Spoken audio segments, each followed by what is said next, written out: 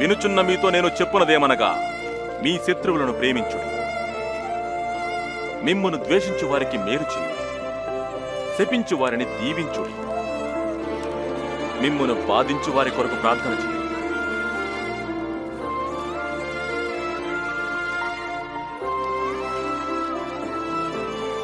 ఎవడైనా ఒక చెంప మీద కొడితే రెండవ చెంప కూడా చూపండి.